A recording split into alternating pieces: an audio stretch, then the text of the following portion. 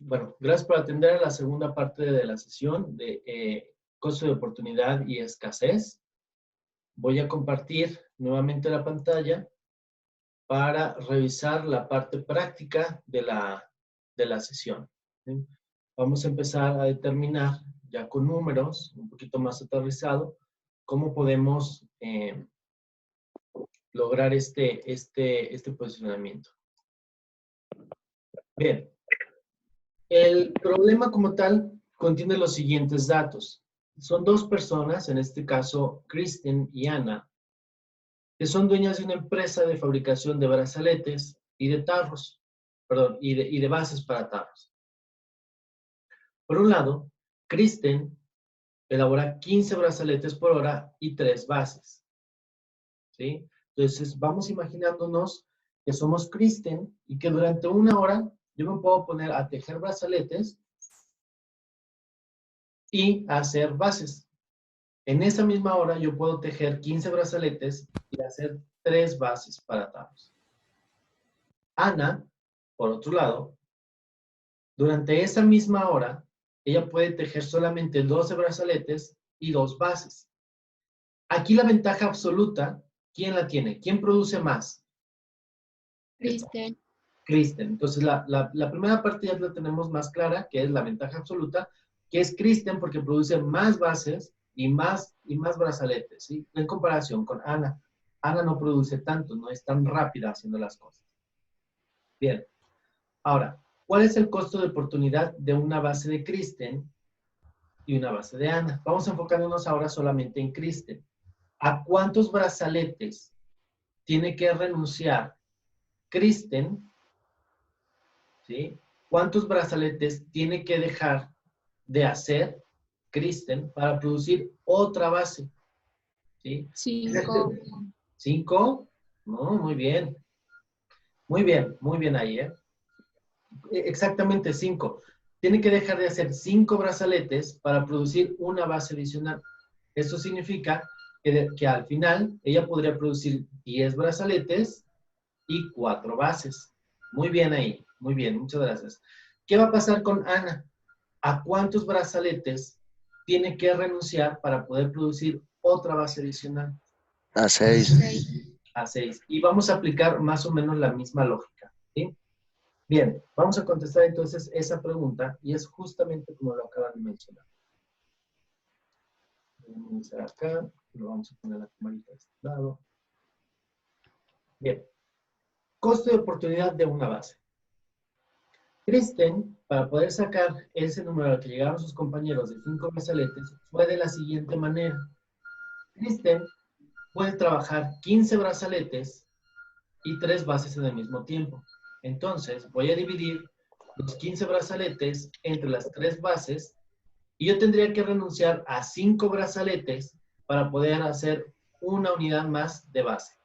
Esto quiere decir que yo puedo tener, que mi costo de oportunidad a la hora de crear una base adicional van a ser 5 brazaletes en el caso de Kristen.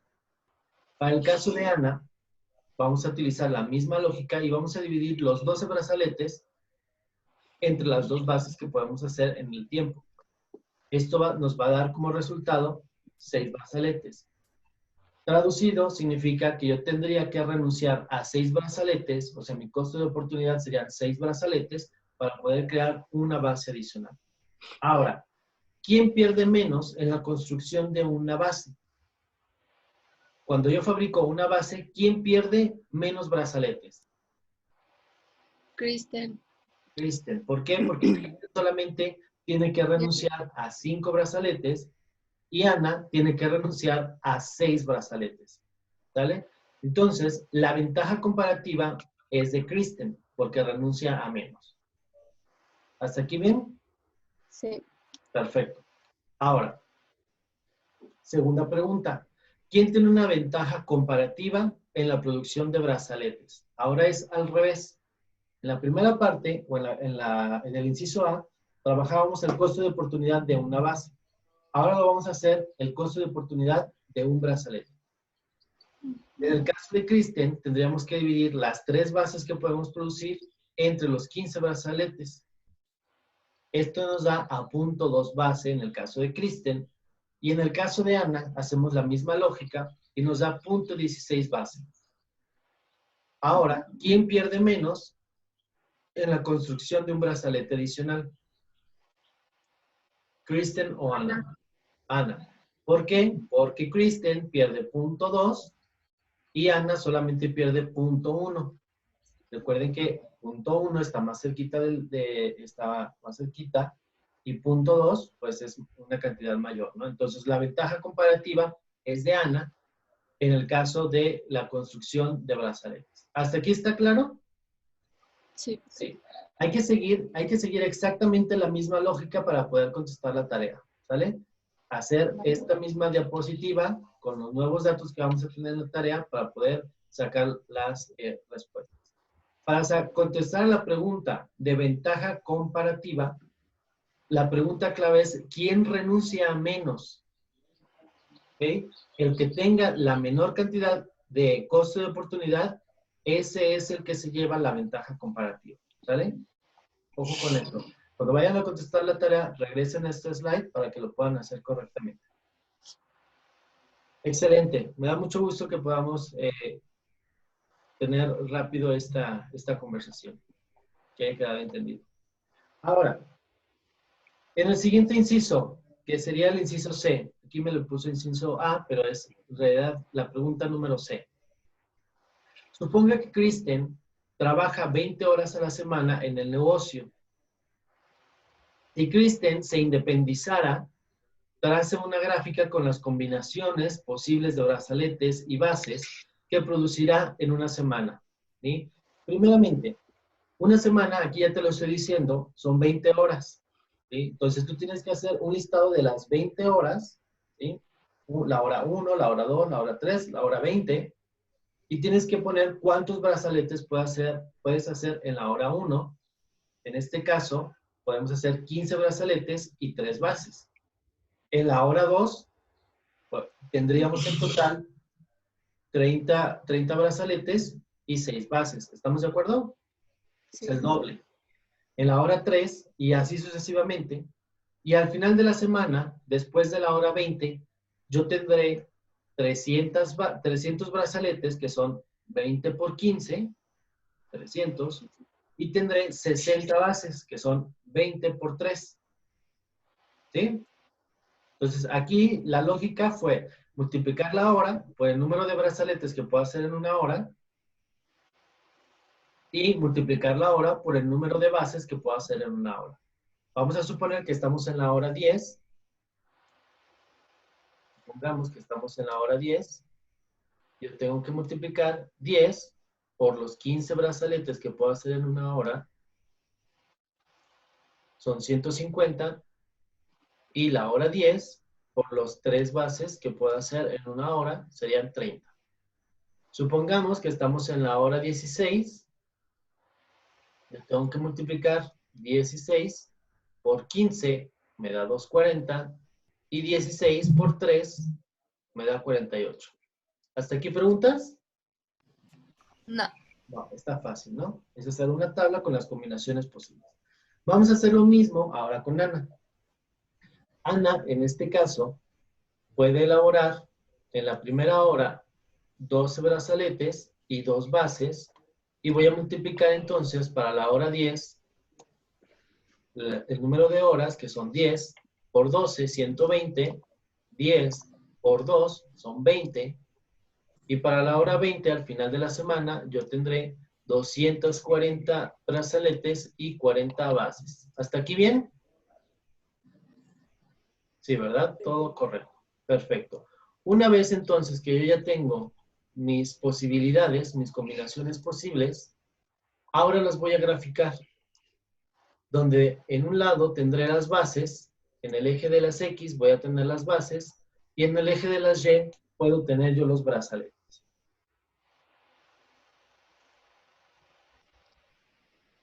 Y la gráfica, si mal no recuerdo, debe estar aquí.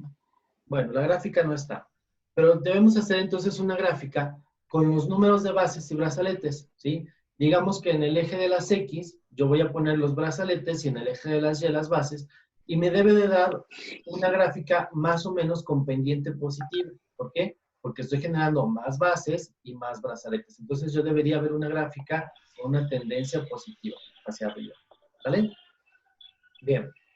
Ahora, siguiente pregunta. Siguiente pregunta. Vamos a ver. Creo que se trabó.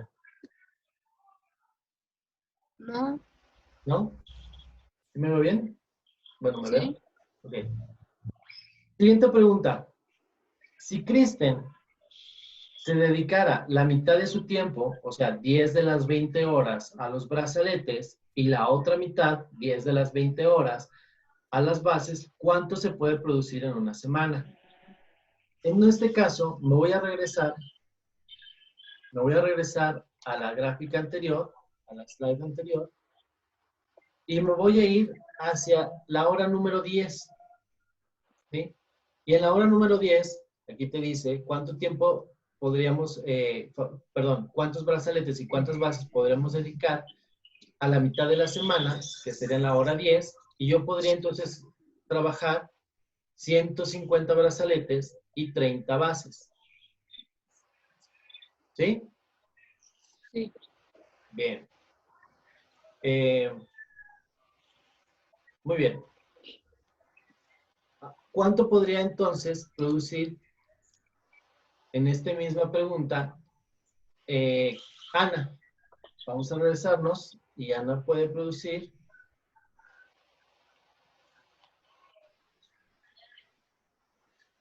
Ana en la hora 10 puede producir 120 bases, perdón, 120 brazaletes y 20 bases. ¿Estamos?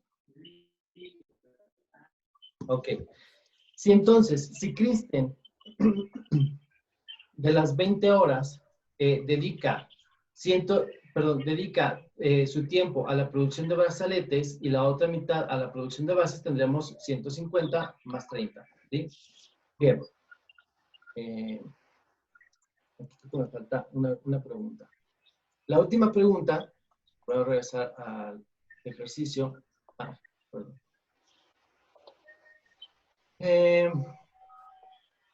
Ok, cada una en una semana.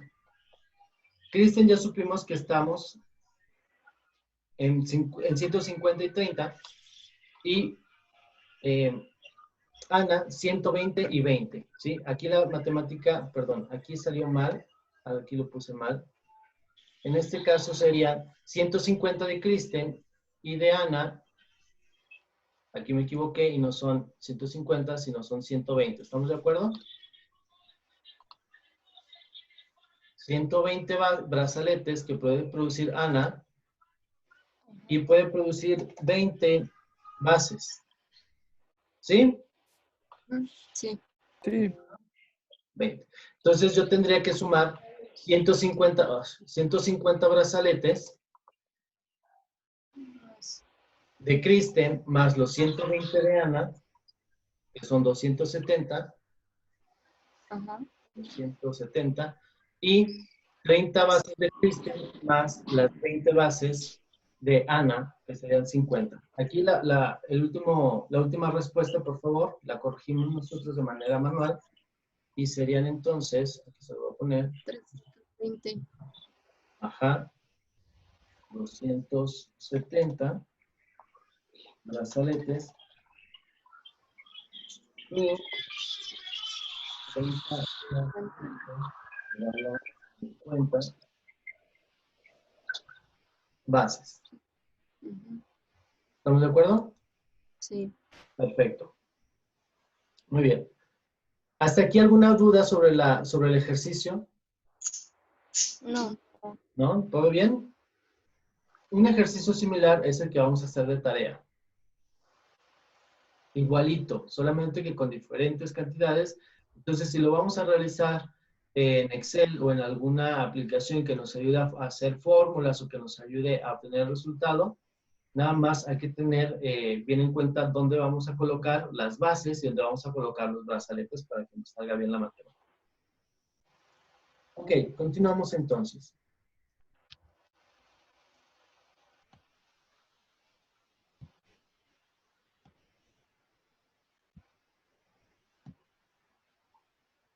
Ok, Ponderación de costos y beneficios presentes y futuros.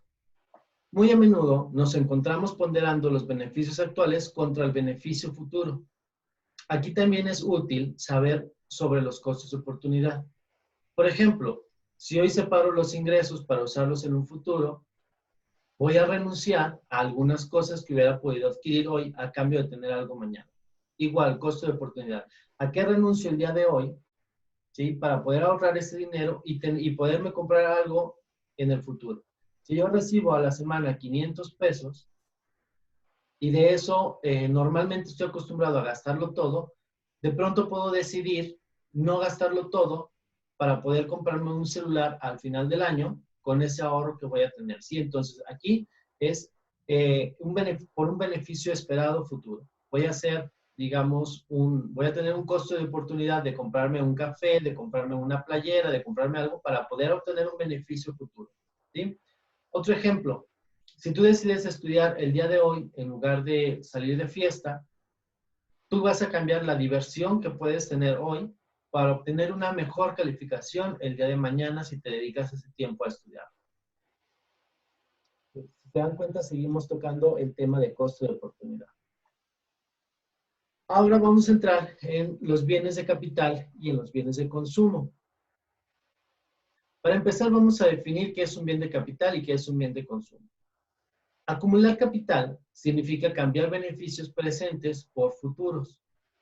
En una sociedad moderna, los recursos usados para producir bienes de capital podrían haber sido utilizados para la producción de bienes de consumo, es decir, bienes para el consumo actual.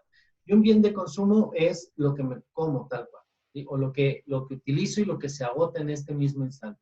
Por ejemplo, los bienes de consumo son los alimentos, incluso la ropa es un bien de consumo. ¿Por qué? Porque lo estoy utilizando constantemente o lo estoy utilizando cotidianamente y además este se agota.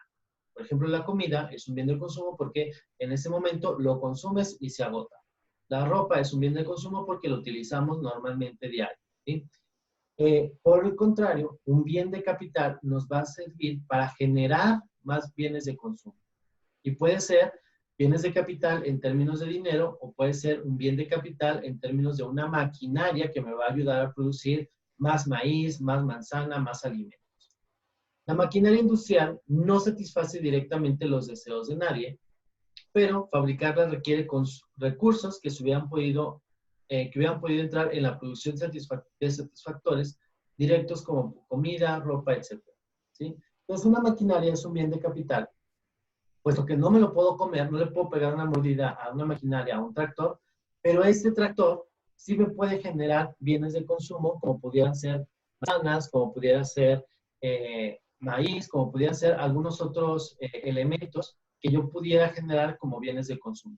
Entonces, un bien de capital, yo pudiera haber renunciado a comprarlo para generar más bienes que sí me pudiera comer. ¿Estamos de acuerdo? Sí. Bien. Sí. Ok, continuamos entonces.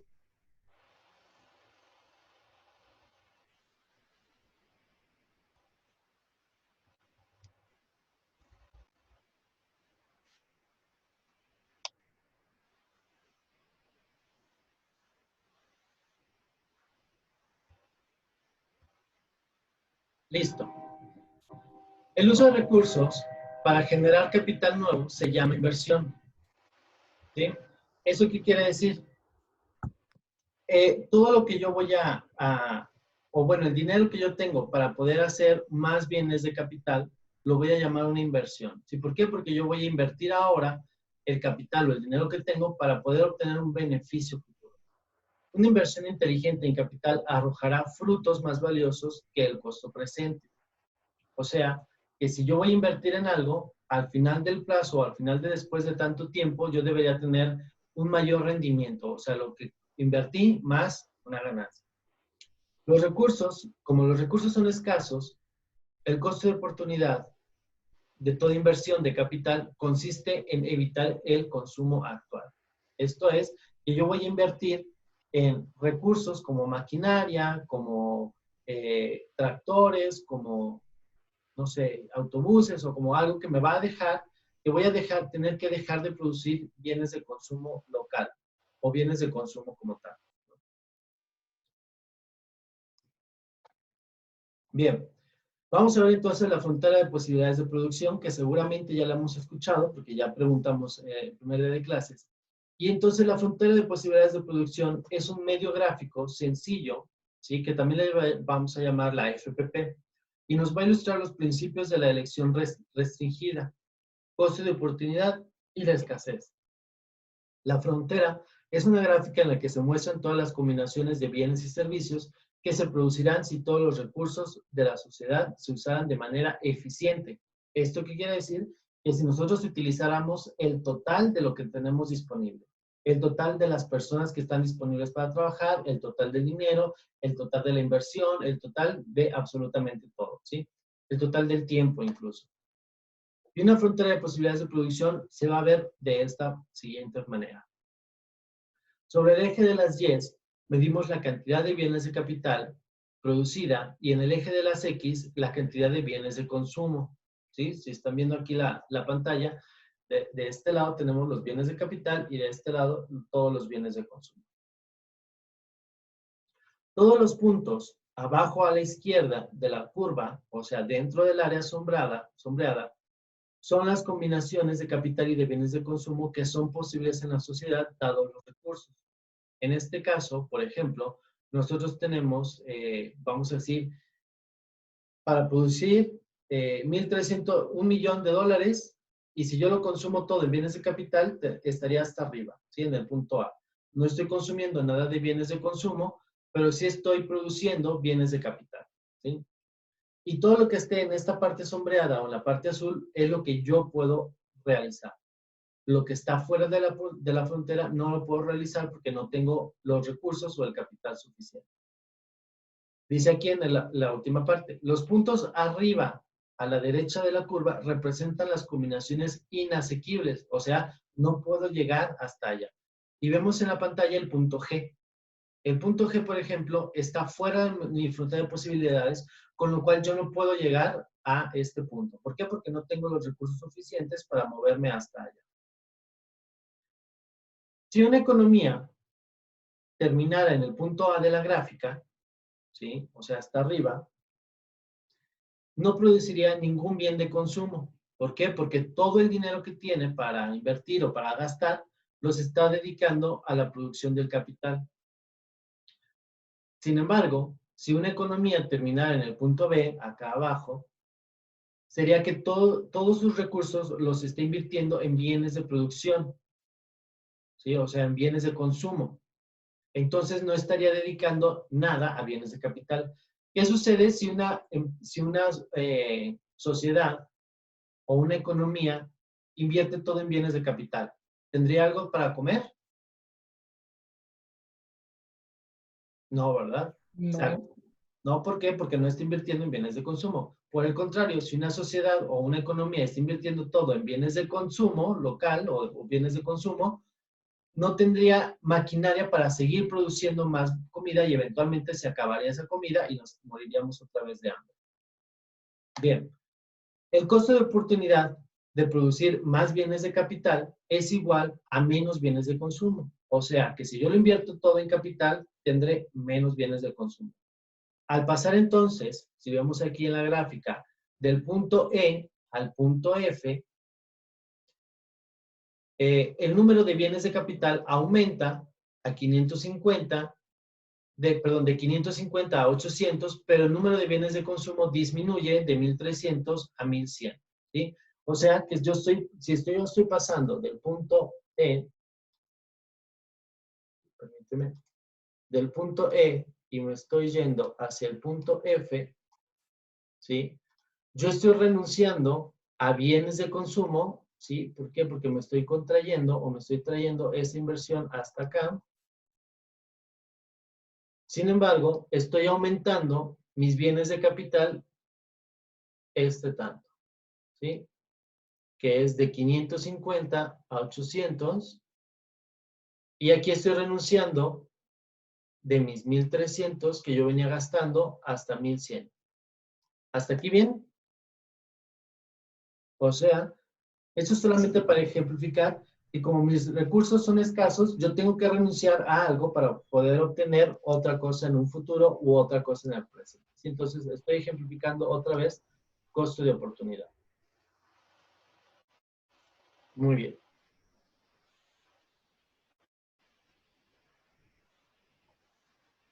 Los puntos que se encuentran en la región sombreada, pero que no están dentro de la frontera, o sea, que no están sobre el borde, ¿sí? Representan desaprovechamiento de los recursos o ineficiencia de producción. Por ejemplo, tenemos el punto D. ¿Alguien sabe por qué representan una ineficiencia? ¿Por qué, por ejemplo, el punto D es ineficiente? ¿Por qué? Pues porque no está dando como Ni todo bien lo que está puede dar, el captando. máximo, o sea, se está Exacto. limitando. Ajá. El punto D, si se fijan, si tú tienes, vamos a suponer, $2,000 para invertir, ¿sí? Que aquí estarían, vamos a decir que son los $2,000. Si tú tienes $2,000 para invertir y tú te estás quedando solamente en una inversión de a lo mejor de $1,000, tú estás desperdiciando $1,000 que no has estado invirtiendo, ¿sí? Por eso es ineficiente este punto. Entonces necesitas, o sea, tú tienes todavía $2,000 en la bolsa que no los has utilizado. Teóricamente, la frontera de posibilidades de producción te dice que tú tienes que aprovechar todos tus recursos, o sea, los $2,000 y ponerlos a invertir. ¿Sí? Por eso es ineficiente este punto. Sin embargo, si del punto D lo llevas al punto E, entonces ahora sí lo vuelves eficiente. ¿Por qué? Porque ahora sí ya estás invirtiendo todo tu dinero. ¿Estamos de acuerdo? Sí. Bien. Ups, vamos a borrar esto.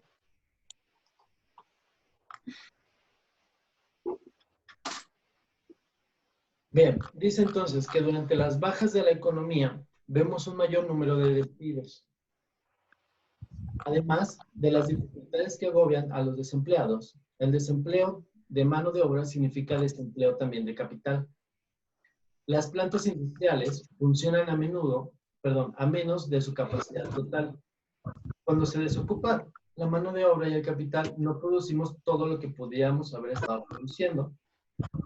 Y entonces los periodos de desempleo corresponden a los puntos dentro de la frontera de posibilidades de producción, como en el punto D. ¿Por qué? Porque yo tengo a lo mejor 100 personas, de las cuales solamente estoy utilizando 50 y me estoy desaprovechando las otras 50 personas. Entonces, estoy teniendo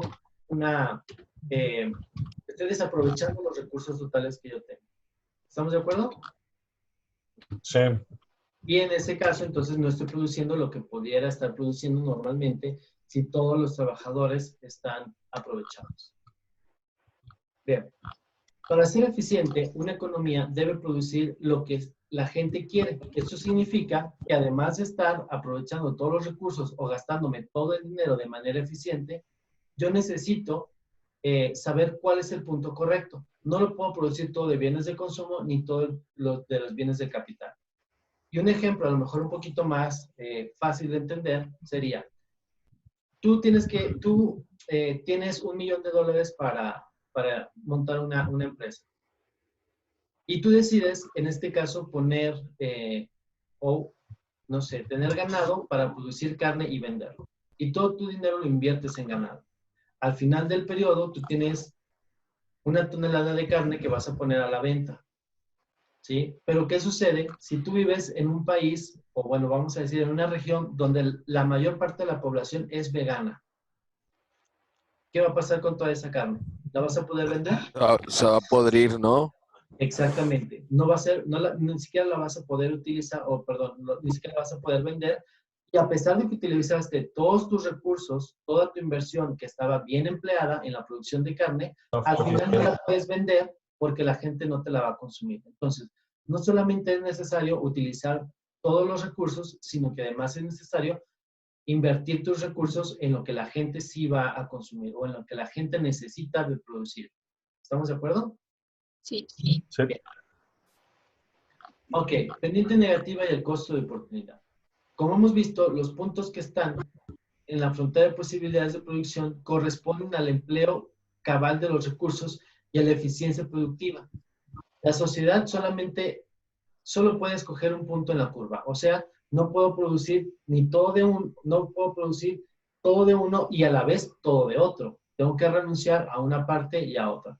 Como los recursos son limitados, solo se puede producir más bienes de capital si reduces los bienes de consumo. Bien, me voy a brincar un poquito eso. Entonces, el valor de la pendiente de la frontera de posibilidades de producción se llama tasa marginal de transformación, o también la TMT, ¿sí? La tasa marginal de transformación entre los puntos E y los puntos F es la proporción del cambio de bienes de capital con respecto al cambio en bienes de consumo, o sea, el costo de oportunidad. ¿A cuánto tengo que renunciar de bienes de consumo para poder producir más bienes de capital? Tal cual. Bien, crecimiento económico. El crecimiento económico se caracteriza por un incremento en la producción total de la economía. Y esto ocurre cuando una sociedad adquiere nuevos recursos o aprende a producir más con los recursos actuales.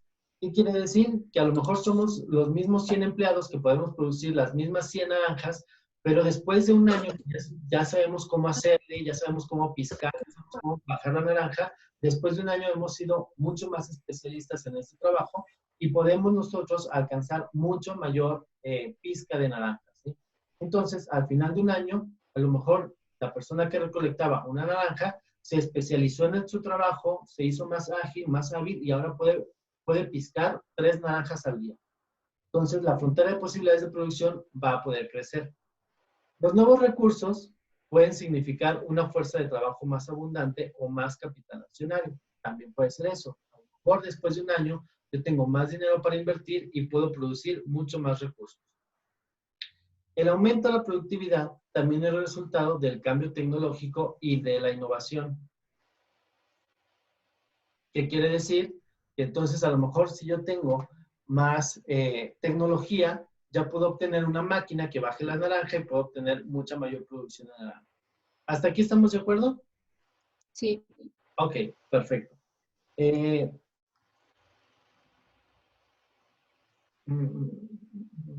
Ok, tenemos un ejercicio que lo vamos a dejar de tarea y como ya siento que está bien entendida la cuestión de la frontera de posibilidades de producción, no vamos a hacer el ejercicio aquí y lo vamos a dejar 100% de tarea. Vamos a cerrar la clase en este momento para que nos podamos ir con esto, porque además siento que ya está cansada la sesión. Ya hemos tenido una sesión doble y siento que ya podemos estar un poquito divagando en cuanto a los temas. Entonces, lo que vamos a hacer de tarea es un ejercicio como el de Kristen y Ana de costo de oportunidad y vamos a tener también un ejercicio de frontera de posibilidades de producción. Recuerden que lo importante para el tema de la frontera de posibilidades de producción es que o puedo producir más de una cosa, pero tengo que renunciar a otra, o puedo producir más de consumo, pero tendría que renunciar a bienes de capital. ¿Estamos de acuerdo? Sí. Bueno, entonces cerramos entonces esta segunda sesión. Oiga, profe. Sí. Se supone que ya subió la actividad a la plataforma. Ya está para que tú puedas contestarla, pero todavía no he subido el documento para que puedas leer las instrucciones. Pero Ok. digamos que ya está abierto el espacio para subir la tarea, pero necesito todavía actualizar digamos el Word donde te pongo los datos de la tarea. ¿Vale? Órale.